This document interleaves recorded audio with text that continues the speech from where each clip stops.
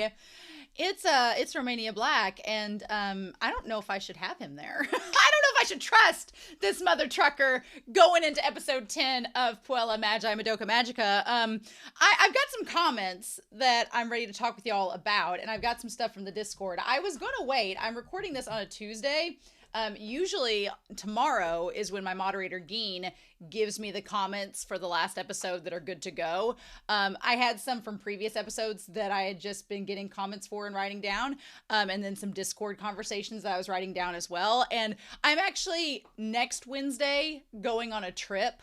So I'm going to need to record this episode today, and probably after I get the comments for episodes 7 and 8, record episode 11, and then I'll take a break and have lots of comments before going into the season finale, and then we'll have the movie and all that afterwards. So yeah. And I'll be honest with y'all, I just didn't want to wait after last episode, when I was surprised by a ship I didn't even know existed and hadn't thought about, and then it just comes out of nowhere, and it's like, boom, Yuri, boom, dead, boom, regrets. And I'm like, ah! So it's just Homura and Madoka left. Unless, Hitomi becomes a magical girl in the 9th hour, or in the 10th hour in this case, but who knows if that's going to happen. I wouldn't be surprised if Kyubey was like, I'm going to get her to become magical girl too, because he's a bastard. But yeah, let's talk about these comments, because we got a lot of stuff to dive into. Adori Kakaru talked about in martial arts classes that there is the phrase, learn how to take a fall and learn how to recover from your mistakes. Because yeah, I think that kind of ties into what the mom is saying, that you don't, you have to take a risk in order to make a mistake. If you just try to live life perfectly without mistakes, you're eventually going to fall, and you're going to fall hard and not know how to recover. But if you take risks, you are going to make mistakes, sure, but you're going to learn from those mistakes and become stronger as a person and be able to not fall as hard the next time. So I do get, having gone through the episodes, the mom's speech does make a lot of sense. It was weirdly phrased, but it does make a lot of sense from that idea. And I think it's a really cool comparison looking at their comment, because Kyubey doesn't want them to make mistakes. He doesn't want to give them information. Kyubey is literally not a helicopter parent, but like a keep you in the closet. That was phrased weird. Keep you in the closet parent. They kind of are. Kyubey's just like, yeah, everything's perfect. You're a magical girl. I gave you your wish. Everything's sunshine and rainbows. When the reality is so much darker and worse than that. And Kyubey doesn't want to talk to you about all the bad things that come with this contract and all the things that are going to happen. No, just keep you in this false sense of security. So I think it's kind of interesting to look at it from that perspective. The show also, according to them, did not air on Saturday mornings. They don't know who gave me that information. I don't know what to believe at this point. Who do I trust in the comments? Who do I trust? I tried to look this up myself without avoiding spoilers, but I had to give up very quickly because I was like, oh, this is going to lead to spoilers. But apparently, according to them, it aired on Thursday nights at like 1 a.m., which makes much more sense given the content of this series. I can't imagine this playing on Saturday mornings for little kids to watch. I cannot imagine. And then the hills in episode 5 that we see in anime a lot that I commented on, those are actually riverbank flood defenses, which makes a lot more sense now. And apparently Japan has a lot of them in their infrastructure because they get flooded a lot, and it keeps them from the infrastructure from collapsing, eroding, etc. That makes a lot of sense. Now I know. It's like the rainbow, the more you know. So thank you. Mike Baker talked about in episode 7 that there is a translation where it should be noted that it was trying to reference something. The father's words. There's a translation issue where the English subtitles gives the appearance that he was trying to start a cult, Kyoko's dad was, but the reality is no, he was trying to reform the religion that he was a part of, and the people just weren't having it. So when Kyoko goes on about her dad being correct and her dad trying to do the right thing, it actually gives a much more innocent and meaningful context to it, and that her wish kind of makes more sense. So thank you, Mike. I appreciate that. Pancake pointed out in the Discord a couple of things. One thing, I'm going to pull up my Discord here on my phone to kind of look at it as well. One thing being that in episode 7, the witch, whose name is apparently Elsa Maria, we'll talk about witches' names in a hot second, was facing away as Sayaka killed her. And then in the last episode, when Sayaka is about to die at the hands of Kyoko, Kyoko's praying towards her. So again, I think that that correlation is pretty cool. But the whole thing about witches' names, Pancake posted this thing saying that Sayaka's witch name is Octavia von Seckendorf. I don't know if this is a spoiler or not. It feels kind of spoilery. I didn't know the witches' names were different from what they were, because all we've had are like Charlotte and Kirsten and stuff, which I guess a few episodes ago when I was like, one witch's name is like Blort or something, that should have been a sign. But I didn't know that the names were different than the person. So now I know. Which does kind of kill my theory that these witches are from somewhere else, which we found out last episode and the episode before that they're all, magical girls that have turned into witches. So theoretically, they're all Japanese girls. That is kind of a weird choice, because it's like, why do they have different names once they become witches? Because they're technically the same girl. Why do they have different names? Why are they like European names? Is it just a stylistic thing? Don't answer that question for me. Wait till the end of the damn series. Please don't spoil me. I've come so far. But now that we're here, the name Gautier in the photo is the author of the play Faust, which is about deals with devils, right? So apparently the name Seckendorf is a German poet who inspired Gautier. He enjoyed composing music, which ties to Sayaka, for several of his poems before they were published, and translated Sorrows of the Young Werther into French. In this story, the titular man is ultimately driven to suicide by his unrequited love and is unable to harm or murder others to resolve the love triangle at the source of his despair, which is like a direct reference to Sayaka and all this, right? He also wrote a book called The Wheel of Fate, which explains the wheel attack. Okay, I was wondering about that last episode, but that all makes sense. It's also Seckendorf is the name of a Frankish knight from a noble family, which ties to Sayaka being a knight of justice. Octavia is a German form of the Latin name Octavia, which means the eighth, or from the family Octavia. The direct root of octave in English ties to a musical note. That makes sense. And then apparently there was a card. Like I said, I didn't realize that Sayaka's witch was a like night mermaid until the discussion. But they note how this card was posted on the anime website when it was airing. The description is the mermaid witch. Her nature is to fall in love. Looking for the feeling that moved her so long ago, she moves with the entire concert hall. Her fortune only turns under the weight of memories and no longer moves towards the future. She's trapped in the past. Nothing will reach her any longer. She will come to know nothing more. She simply allows no one to disturb her minions playing. So she's just trapped in this state of depression, which is horrifically sad. Well, now she's dead, so it doesn't matter. But yeah, it's so weird that they become these witches and then they're given like these folklorish backstories like they're going to be this way forever. Terrifying. And then my last comment here, it was from Nastia in the Discord saying, would I sacrifice myself to save the universe? Which is what Kyubey is asking Madoka to do. And my thing is, we Pancake and I talked about this in the Discord, that if my family was in immediate jeopardy and it was like, your family's going to be saved and will live on if you sacrifice yourself, then yeah, I would be quite tempted to take up that offer, actually. But what Kyubey is talking about in the last episode is, one, nothing immediate. He's talking about like hundreds and hundreds and maybe thousands of years into the future.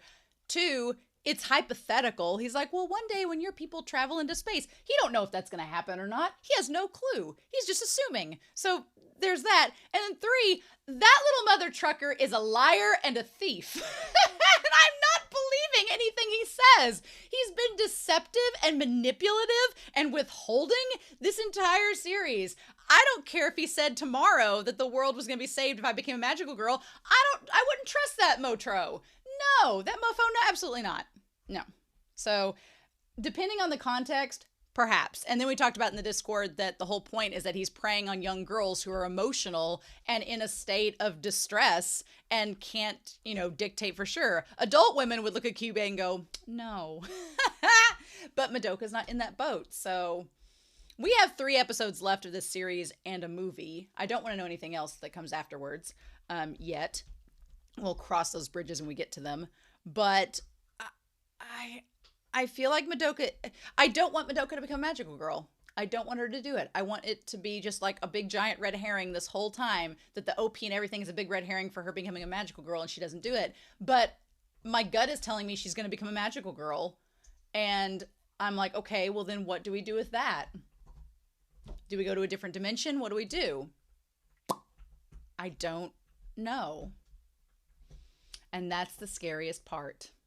So, we ended last episode with Sayaka and Kyoko dying, which is still flooring me. I still have not fully processed it, and we did not get to see Madoka's reaction to any of that, or what her and Homura talked about. So, y'all, I've talked for 10 minutes, 11 minutes now. We're not going to waste any more time. We're going to dive right into Puella Magi Madoka Magica episode 10 and see what we get. But we're going to do that here in 3, 2, 1, and I'll see you all on the other side.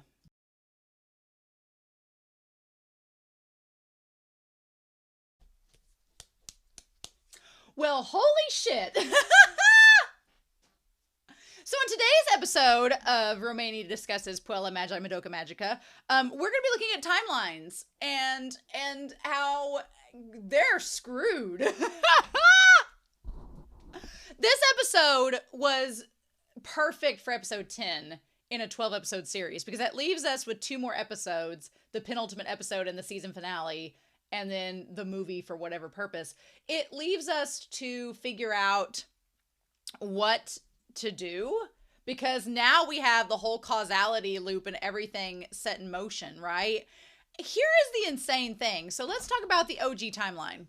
We have OG Homura, who, oh my god, who is very much like Madoka, but also very much like literally every teenage girl, in being doubtful of themselves, in thinking that they're, not good enough, in not being able to hold up to the standards and have friends. It basically, Homura's OG prime self is literally 90% of preteen to teenage girls, where there's all of this pressure to perform, to meet expectations, to be putting your persona in a certain way, and then feeling the backlash if you don't hold up to everyone's standards. Because we find out about Homura, who is the most adorable in her OG self. And it makes sense now why, when she kind of decides to go rogue in her final Terminator form that we see now, it makes sense why she's as jaded and is the way that she is. Because 1, she's been through literally every possible timeline at this point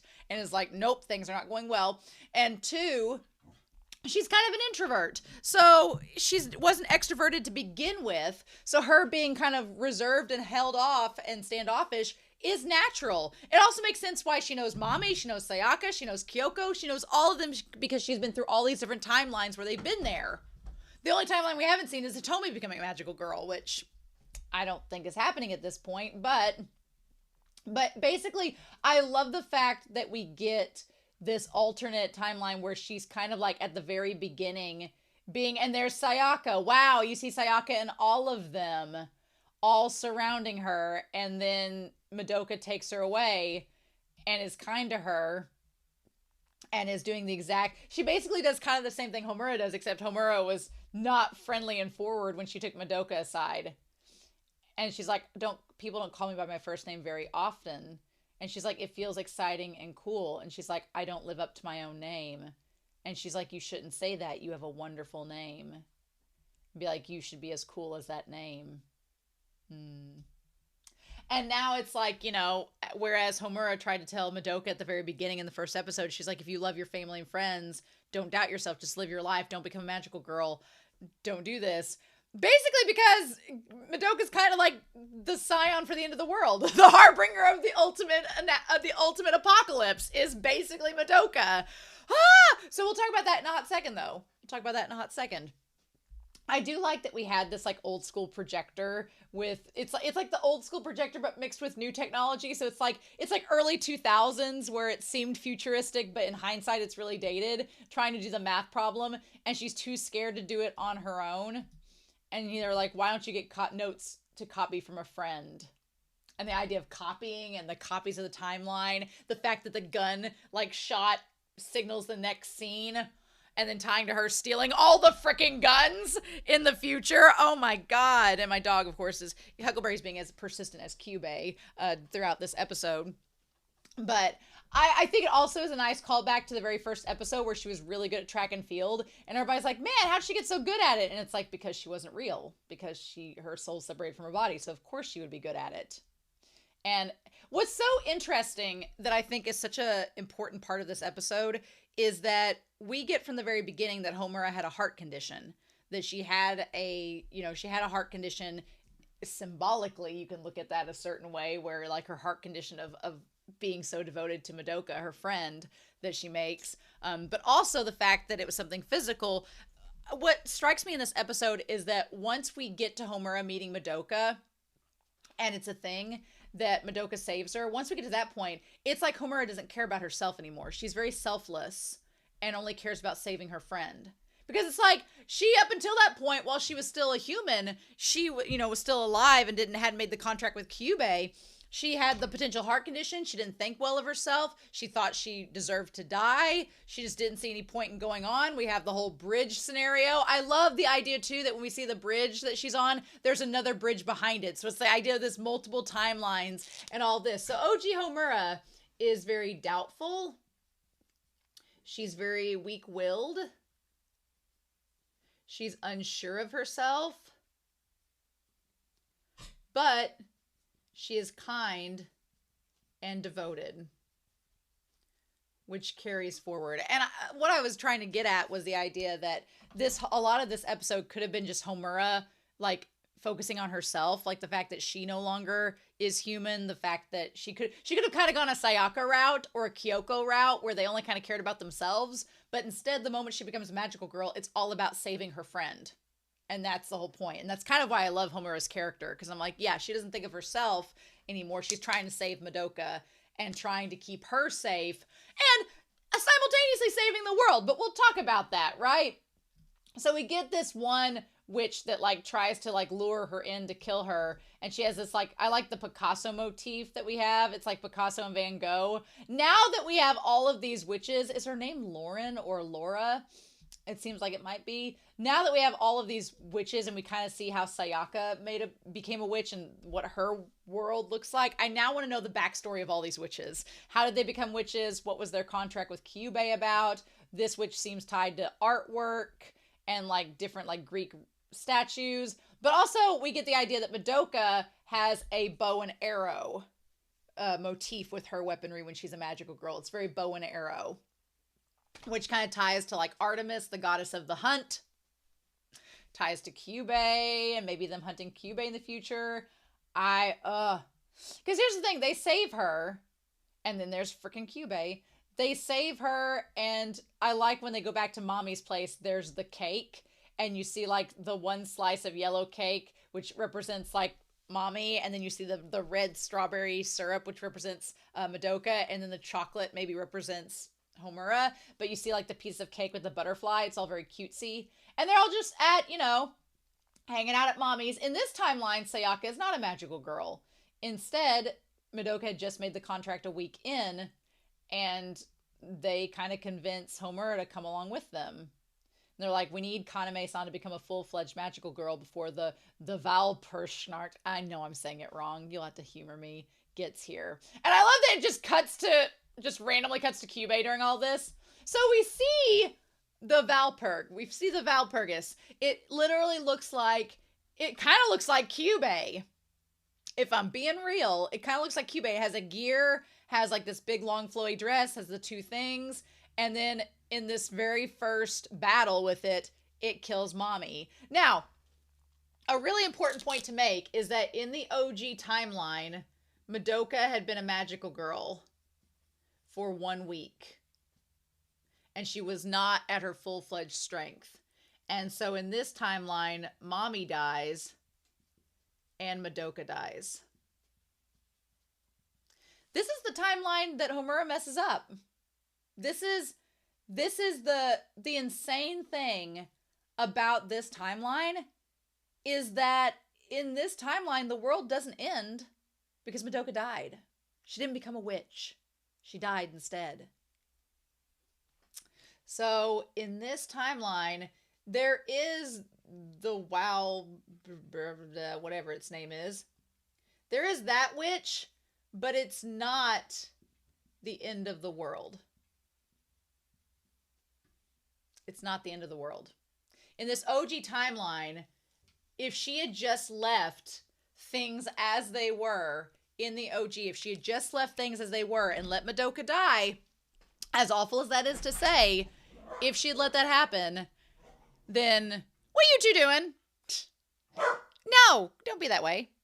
If she had just let that happen, Huckleberry, hey, what a bunch of Hoosiers trying to bark and be loud.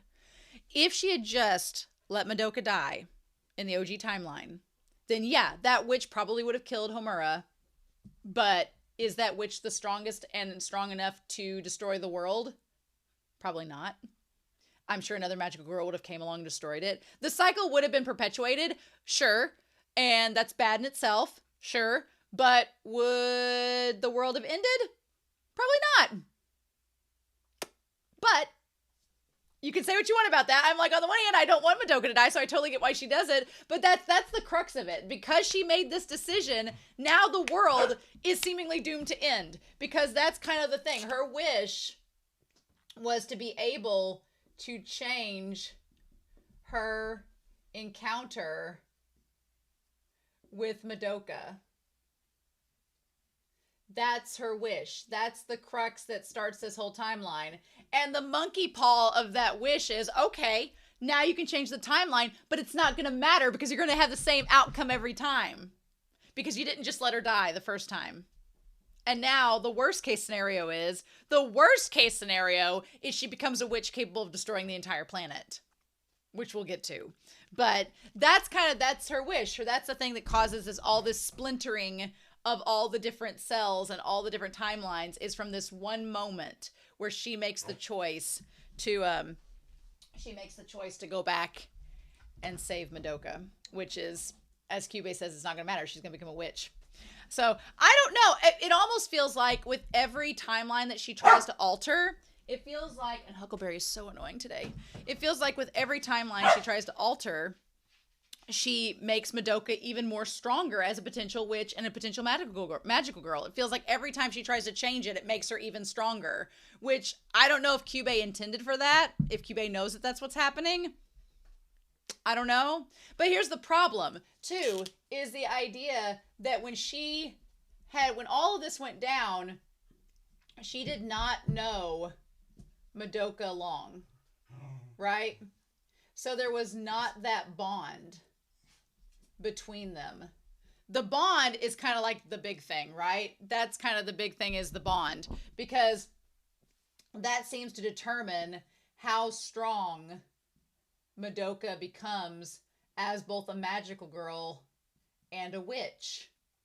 The problem now with the current timeline is that I feel like this is the most that Homura has known Madoka, and while her and Madoka are not like best buddies and necessarily as close as they have been in previous timelines, I still feel like her knowing Homura for that long is still going to have a big impact, right? It's still going to have a major impact with all of this. So, my dogs, why are you guys so loud? So anyway, in this OG timeline, Madoka dies, and it almost seems like it's not going to matter, that no matter what happens, whether it's one of them or whether it's both of them, it's not going to matter. They can't destroy this witch. It seems like that witch is beyond being able to be destroyed. That's not going to matter one way or the other. They're not going to be able to destroy the witch unless there's a whole herd of them. But we're going to go through there where Homura tries to tell them what's going on and it doesn't end up working. But I like in this scene here, like the water's turned purple and there's like these ruins of the city and everything. And Homura's like, she wishes that she had died instead of Madoka. And of course, Kyubey preys on those words so much. Well, I could be of help for you for that. And I don't care what y'all say. At this point, when we get to the final timeline where it's like the ultimate bad ending, when we get to that timeline, I'm like, there is no saving grace for Kyubey at this point. Nope, he is completely off. I'm not going to do a disservice to Lyndon, who went to the trouble of buying me that Kyubey. I won't do that. I know they said that they have spares. But I'm not gonna destroy that Kyubey. He's earned his spot. But if I had a spare, I would be flamethrowing that mother trucker, let me tell you. No way. So, with Whiteboard Goon here, and my dogs are gonna be annoying and try to prevent me from doing that, but what can we do? No, be quiet. The big goal is there a way to stop this? Because it seems like, and I'm just gonna put the W witch here. It seems like they can't be stopped. That we are up against an immovable object. It seems like there's nothing we can do. The only exception I could see is the question is, could Madoka wish for the witch to be stopped? I suppose she could, but that still gets us the problem of making a huge wish like that is going to cause an even bigger curse. That's kind of the thing. Having the ability to one-shot the witch, that was what made her into the giant witch at the very end that was destroying the planet. So nope, that's not a good idea. We can't do that. But he gives her the power to go back and be able to redo time. And like, your wish has prevailed over entropy and now release your new power. So, interestingly enough, and I like that we have this shot of her like opening up her eyes, the eyelashes. I'm still wondering what the black cat has to do with anything, if it's got anything to do with this, or if it's just like a red herring. I guess we'll see. But anyway, we go back through the timeline. I like at the beginning how Homura is not good at her job. She's not good as a magical girl. She struggles a lot. She has a freaking like golf club. I thought it was a ladle at first in the reaction. It's a golf club. She has a golf club as a weapon. Why a golf club? Who knows? But she's not very good with it. And so all of these timelines, she just slowly gets better. So we have the second timeline. We have timeline number 2, where it's Madoka, Mommy, and Homura. And she's training in this timeline. She doesn't warn them about Kyubey. She's just happy to be back again. And they train, they slowly get better. And then they're like, oh, everything will be fine. She goes back in. The shot of her like mixing up how to make a bomb, like she's making bombs and like stealing guns. Like, I don't know what this is saying about young girls, except it's putting them through these extreme situations, but it's kind of madness. It's kind of insane. Now, speaking of insane, I think my favorite witch design, I think my favorite witch world right now, other than Sayaka's, is this insane witch that like has the chairs falling from the sky, the school desks, and it's just like, it's basically this witch that is just a tangle of arms and legs, and her head is decapitated, and she has these like spiders and bugs under her skirt, and then from her skirt comes like, and her legs are also hands. What is this design? It is the freakiest design. And then people and figure skaters fly out from under her skirt, and they're just all bottom halves. They're not like the top halves of people. Show, what the fuck is this? And yeah, and it's all on clotheslines. I want to know what the story is behind this witch. I want to know. But yeah, Mommy basically makes a canopy and allows Homura to be able to go up and throw the bomb and stop the witch. But I like that the show shows how much of a struggle it is for Homura. Like, she still struggles, and she has to train, and it's like her keep going back over and over again. It makes her stronger, but she also gets more and more detached emotionally because she's just been through the ringer. But yeah, it all seems like it's going well. God, that witch design is insane. It's just a bunch of arms and a school uniform, and it looks like a spider. Oh my God, insanity. But yeah, they all think that it's going well and everything's good. And they're like, oh, we did so well, the 3 of us. And it doesn't matter. Madoka ends up, it seems like Mommy ends up dying anyway, but this time, instead of Madoka dying, or she doesn't die, and she becomes a grief seed. And that's when Homura realizes what's happening, and she becomes this massive witch, which we don't get to see what it looks like, but it looks insane. And she's like, but how? How could this happen? And then she wakes up again and starts the process over again. So in this timeline, Madoka becomes a witch after she's had these bonds with the two of them. So that's that timeline. So then timeline number 3 comes, and this time Sayaka's with them. She's joined them. I don't know if it was the idea that the more the merrier. Maybe we can have more forces to fight against the giant witch at the end. But she tries to warn them about Kyubey and about everything that's going on, and it totally backfires. The thing that's interesting about this is I don't know if it would have backfired if Sayaka had not been there, because Sayaka's character is one where she just doesn't want to hear any of that, and she internalizes all this trauma and kind of puts up this barrier and defense mechanism rather than dealing with it. If Sayaka hadn't been there, would it have made a difference? We don't know. We don't know that timeline. But in this case, they start to fight with one another, and Homura's like, I'm not trying to fight with you all. And then Sayaka makes it all about the weaponry, being like, well, Mami and Madoka have long-range weapons. They'll be fine. But what about me? She's like, if I go off against her, I can't fight with her there. And then she's like, I can't handle bombs. And then Mami's like, well, do you have other weapons besides explosives? And that's when Homura goes to find guns and swords to fight long range. But it doesn't end up mattering. Sayaka still becomes a witch. Only in this version, Sayaka's like on a stage, and it looks like there's like all these Hitomis.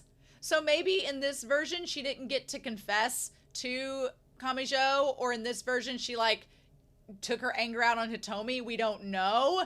But in this version, there's like a big concert and she's like a pop star. What the fudge? There's still the wheels. And now Kyoko's here as well. And Kyoko and Madoka still tried to help her, just like they did in the other timeline. It still didn't work. And here, Homura took her out and blew her up.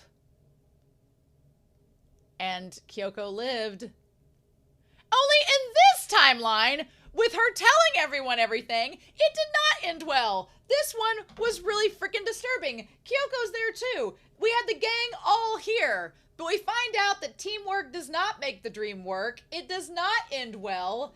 And Sayaka not only ends up becoming a witch anyway, is distrustful and despairing against Homura. Kyoko ends up... But Kyoko and Mami end up dying by each other's hands. And we find out that Mami very much is not the saint that Sayaka thought she was. Instead, she ends up getting paranoid and thinks that they're all gonna die anyway, and she kills all of them. And then Madoka has to kill her.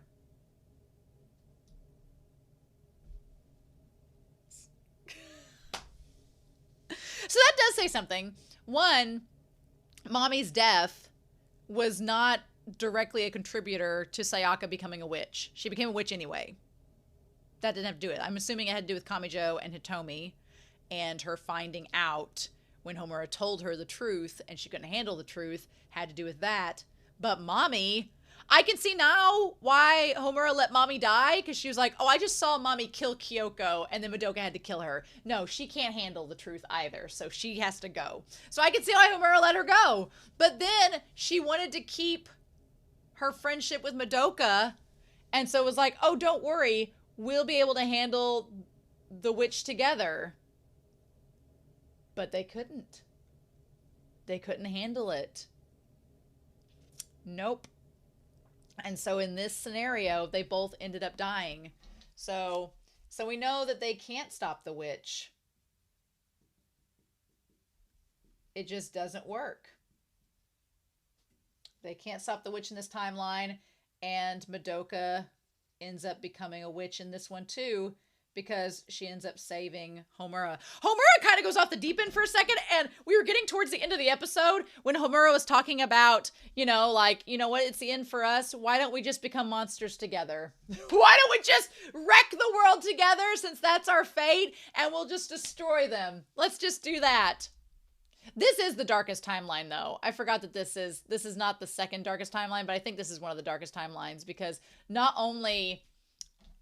I'm going to label this the darkest timeline, even though it's not the apocalyptic one, because in this one, Homura, lots of goes down in the blue timeline. Literally, what ends up happening is that they tried to all work together. It did not work. They did not gel as a team. It's like the polar opposite of Sailor Moon. They did not gel. And then on top of that, not only does Homura kill Sayaka, which is what I thought was going to happen last episode, and it didn't. Not only does that go down, but Kyoko dies anyway. Mami kills herself anyway. And then Madoka saves Homura, but she's like, I don't want to become a witch, so she forces Homura to shoot her so that it doesn't happen.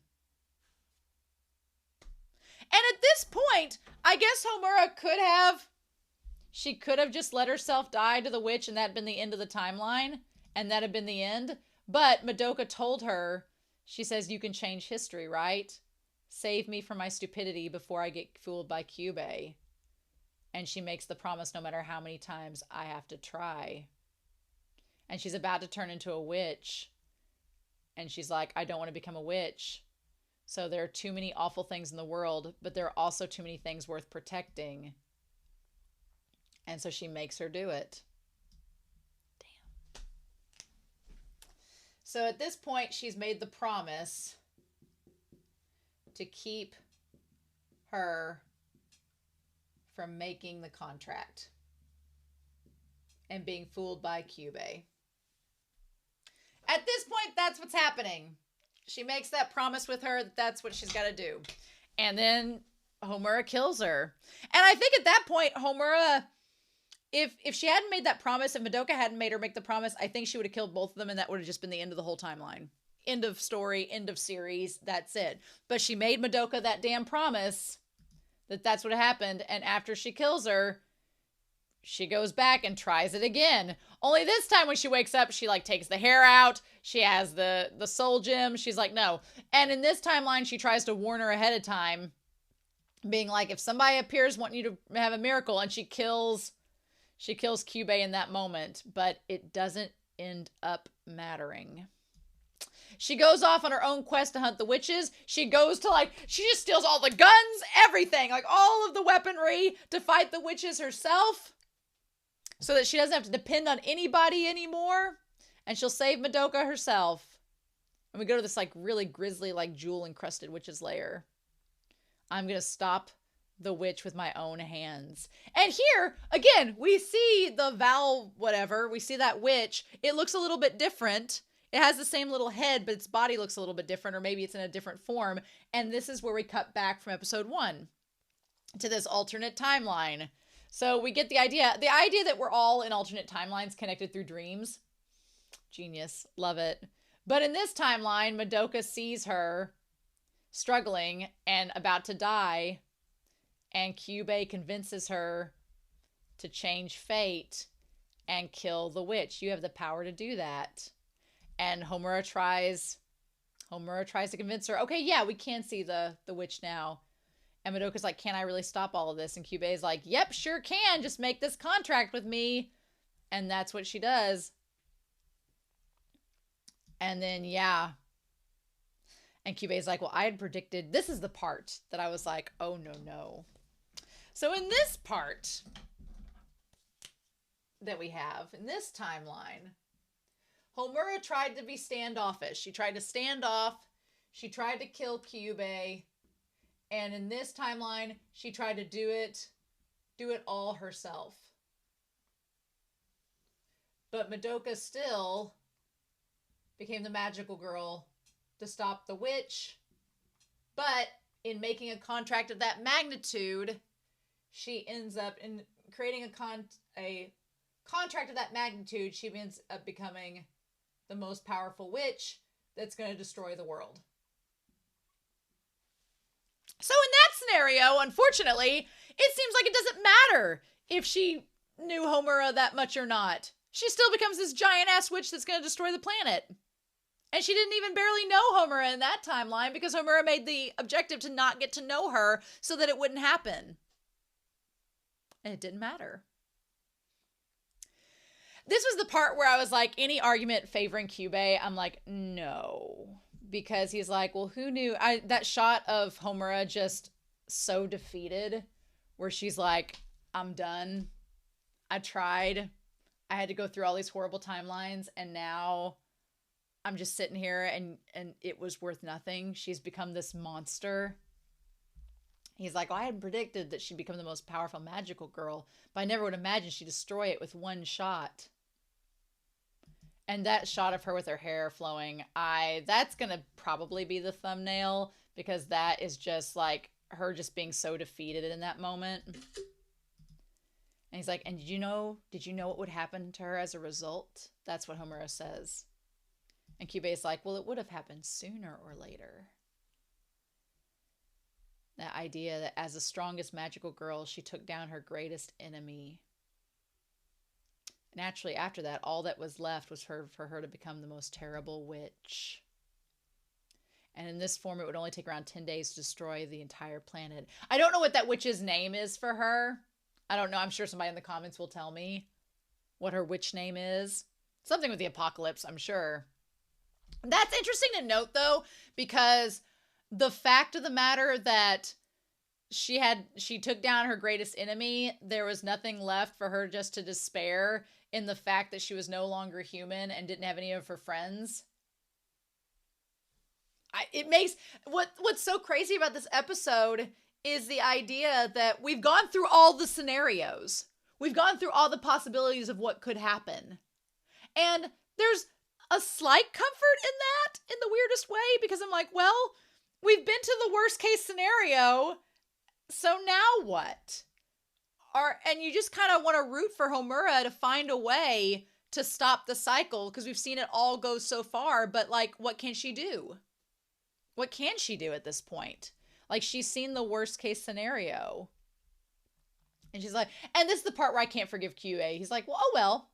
What happens next is mankind's problem, not ours. He says, we've pretty much met our energy quota at this point. All that bullshit about him like saving the universe and helping mankind get off the planet and all that shit, no. That was all just bullshit. He's just like, well, we just needed our energy to meet our quota. This planet's like going to waste now, but not our problem. Bye. And that's it. And I don't know if you could relate that to like the energy situation here on Earth, or what, where it's just like, well, we just needed to meet our quota and meet our demands. We don't care about what happens to the environment now. But Homura, she just turns around and Kyubey's like, well, aren't you gonna go fight Madoka? And she's like, no, bitch, what do you think? Like, you don't know how this works. She's like, there's no point. She's like, this is not my battlefield. She's like, I'm going to do it over as many times as it takes. And she just keeps like, just killing Kyubey. I'll relive the same time over and over again, searching for one way out, the path that saves you from a fate of boundless despair. And then we're back. She's like, Madoka, you're my one and only friend. If it's for you, I don't mind being trapped in this endless maze for all eternity. That's so insane to me, right? That's so insane. And now we see them all at the end together on top of the rooftop. I guess that's why she's the anomaly. I guess that's why Kyubey's like the wish that she granted in this moment. That's why she's the anomaly in this, because in this scenario, he can't, I don't know, can she even become a witch? I suppose she could if she, let her soul gem like use up in that form, but she's not going to do that. She's going to keep repeating the same thing over and over again. So she just keeps pressing rewind on the cassette tape and going back over and over again before it gets to that point, trying to reset and find a way to stop it. And now the line of dialogue in the ED where it's like, no matter what happens next, I won't give in. She's like, I'm going to keep on trying to get you to where you won't become a witch and to where I can save you, but I don't know how she can at this point.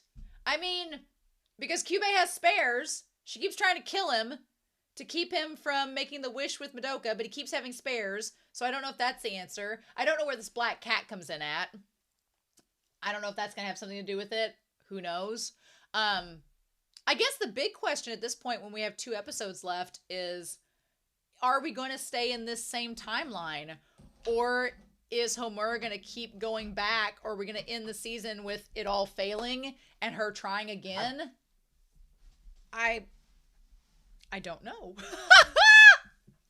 I don't know. And okay, at this point, Homura has told Madoka. Madoka's found out everything about Kyubey. She knows Kyubey's a liar. She knows he's awful. She knows how this song and dance goes. Everyone's dead except for the 2 of them. They both can't destroy the witch. Homura can't do it by herself, that we think. But she doesn't want Madoka to become a magical girl. What I would like to happen would be for Homura, again, to just tell Madoka all of this. To sit down and explain to her what's happening, that she's her only friend. And she's like, look, this is what's happening. I don't want you to go through this. I would pay so much for Madoka to see this episode and to see all that's happened with Homura and to know how much she cares about her. And she's just trying to save her friend from a fate worse than death. But from the experience she had in this timeline, I don't think she can do that. Because she's like, what's going to happen? Kyubey's still going to prey on her. So I don't know. This episode was so satisfying in that we finally know Homura's backstory. We finally have context to what she's doing. We finally get it. But in the same vein, it's also, one, terrifying because what if she has to do, what if we don't get a good ending this time around? What if we have to repeat everything all over again? What do we do? And 2, what is the factor that would change it? It seems to me the only factor that keeps this all from stopping is for Madoka and her to die. And that keeps Madoka from becoming the witch that destroys the world. But Madoka's made her have that promise to not let that happen. So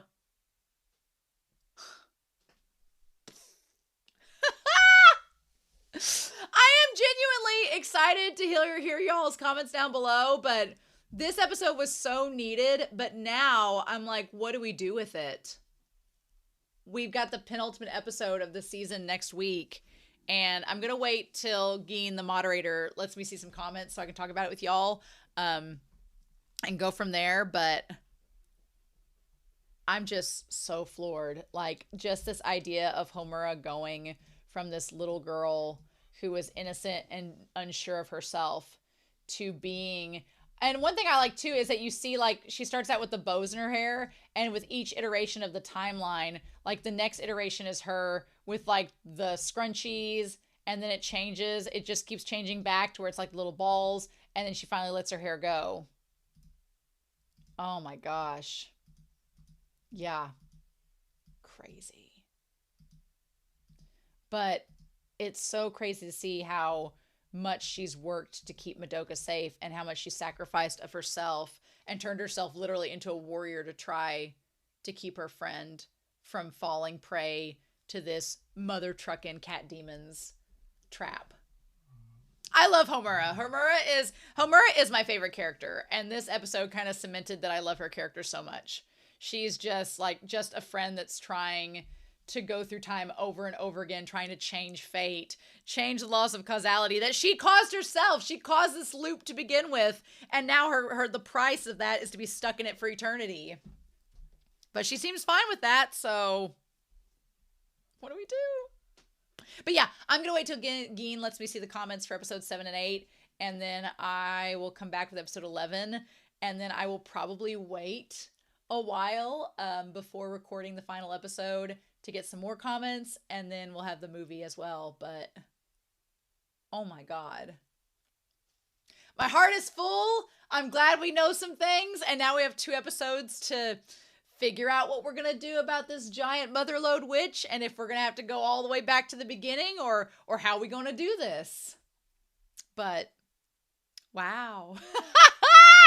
In any case, I'm traumatized. I'm excited to hear your comments down below. But I hope you all have a wonderful week. Please stay safe. Take care. And yeah, I'll see y'all very soon with more Puella Magi Madoka Magica.